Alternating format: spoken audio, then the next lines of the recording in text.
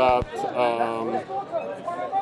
or implies that Jesus is special because he is given these All of the prophets are special. titles, All of the prophets are and he is special. born of a virgin while No, brother, look, while there's two or three things to unpack here. Number one, all of the prophets are special because they're all nurtured, selected by Allah subhanahu wa ta'ala. Now, the other thing is that you asked us from our paradigm, what does Masih mean in the Quran? You asked us from our paradigm. You haven't really given any explanation. No. No. I'll give you the explanation. The explanation is the anointed one, the chosen one. That is the explanation. The chosen one to do what?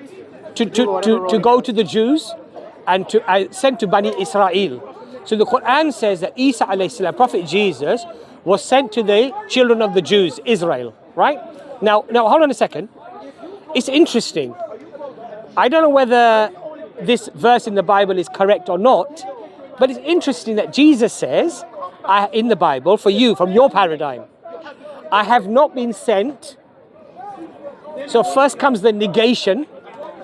I have not been sent except for, but to the house of Israel. I haven't come for everybody else. I've come from these people, the Jews. The Quran actually says exactly the same thing. I have not been sent. Allah sent him to Bani Israel, to that particular people. And it's confirmed in your own Bible. But obviously, you asked us from our paradigm, what does Masih mean? And the Masih in the Quran, the explanation is the anointed one, the chosen one for that mission. For that mission. Now, hold on a second.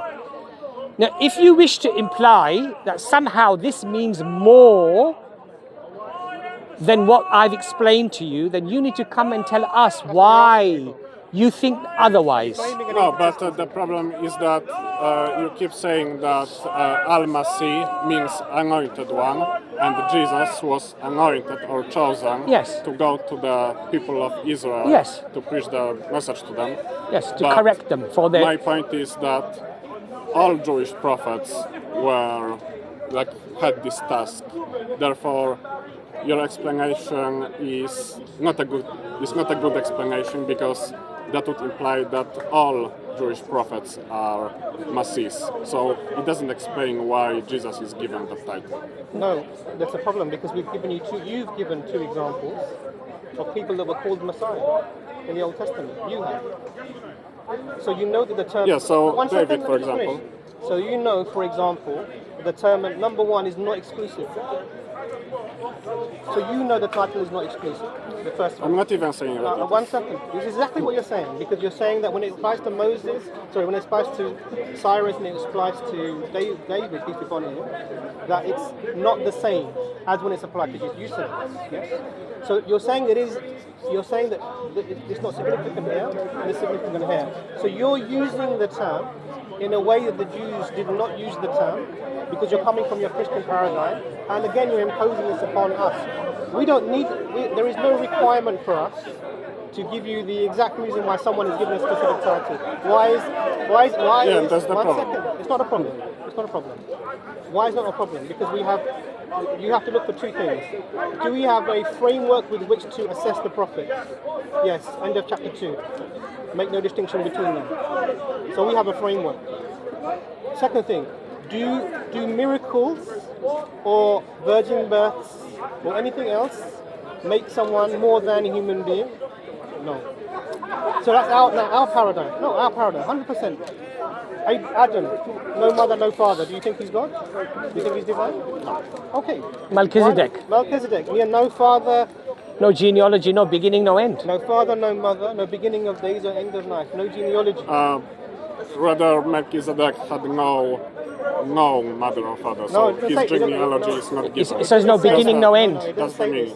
No. So in the spiritual sense, because he was meant to represent Jesus. It's interesting. In that sense, there's no beginning. It's interesting that you metaphoricalize where it doesn't work for you.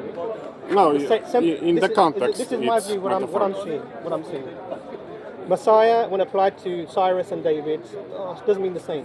When it applies to Jesus, this is something special. And Jesus' virgin birth, oh, this is something very special. No, that's Adam born without mother and father, it's just a normal human being.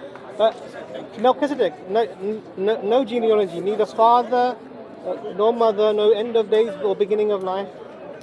Oh, it's just spiritual. This is a problem here now.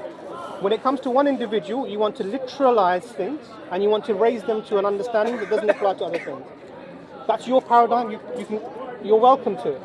If you're asking from our paradigm, we have a reference. I'm going to explain. I've got some verses to read to you if you allow the time. The first reference is we make no difference between the prophets. Very clear. So now for us, all the prophets are human beings. None of them are divine. They're all the same. They're chosen by God to do different tasks. Okay. The second thing is, different prophets have different miracles. Whatever their miracles are, it does not make them divine by itself. Moses with the staff and the hand, splitting of the sea, whatever that might be, doesn't elevate the person from in terms of the divinity. Jesus, peace be upon him, born without the agency of a father, makes no difference in terms of making him more than a human. These are signs and miracles from God.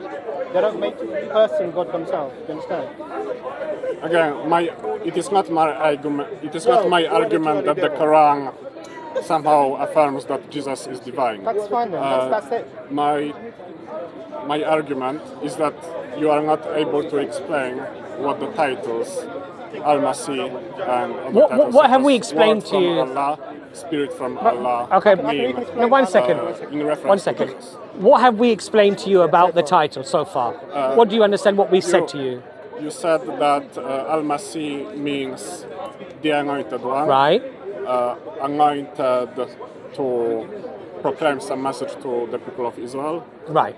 And So- you haven't explained What? how is that different from other prophets who are also assigned to proclaim. So it's the not message to exclusive. You understand the point? If the title of Masih is given, and he's given a special role to go to Bani Israel, it's not purely because he's going to Bani Israel that he's given the title. Do you understand? So you're conflating the two. It's not a special role. Many people have. No, that role. So Why is Jesus single? Try to understand what I'm saying. Not single God. The word Masih is not exclusively because he went to Bani Israel. Do you understand my point? Okay. So not exclusively. I'm just saying he had a role to go to Bani Israel. His title, as the title of Khalilullah, was for So why- Ibrahim, for Prophet Abraham. So if I ask you the question, why is it that Abraham is called the friend of Allah and Jesus is not called the friend of Allah? Why? in the Quran or in? In the Quran. Well, I don't know. I Exactly, don't really- because Allah decided that that was his title. Yeah, so you don't have an explanation. Well- It's just decision of Allah, just arbitrary decision. Do you understand every decision that God has made about everything? As a No, Christian? but the point is that we need to, Okay, let me like, just tell you. as rational beings, we should strive to form theories which are explanations of things that we observe. So we make it up, basically. Yeah. So we make it up. If we don't know, we just make things up. No. Or should we be? For example- should we be humble and say, For example, okay? No, but brother, 1 second. Should we be humble when a particular title is given? If we don't know all of the reasons why God gave the title, does that make the title false? I don't know how that question applies. Let me give an analogy. Let's say we observe planets revolving around the sun in a particular pattern. They follow elliptical orbits. The sun is in the focal point of these elliptical orbits.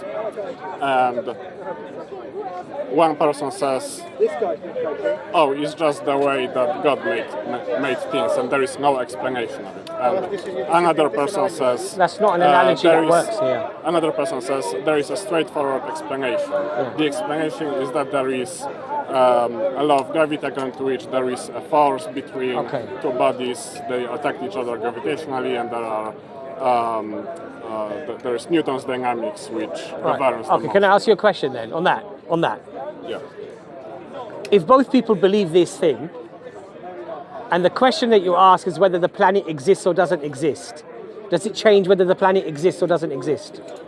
No, but the So point how- is that so- the second person is more rational But the- in that, but the in re- that but the case reality- because they look for explanations of the data that they see. So you try to look for explanations for the mind of God. Is that what you're telling me? No, for the explanations of things that we see in the Why world. did God create and, angels? And things that we see in the world Okay. are Okay. part of the evidence. Do you believe that we angels can exist? Do you use believe angels exist? for- Do you believe angels exist? Yes. Why do they exist in the Bible? What's the reason? So first of all, What is the reason? so first I'm of asking all, him. I'll tell you the reason. Well, I'm talking to him. So why did God create the angels? Tell So me, first please. of all, a theology which explains why angels are created would be better than theology that says, oh, we don't know why angels exist. So because I'm the asking you first what? So I'm theology- asking you from your theology. Yes. Asking you why did God So create in- angels? In biblical theology, Yes. God created the angels Yeah. in order to proclaim Yeah. His glory. Okay, couldn't what in, is it? in Did, order so did he that lose the- his glory? So that the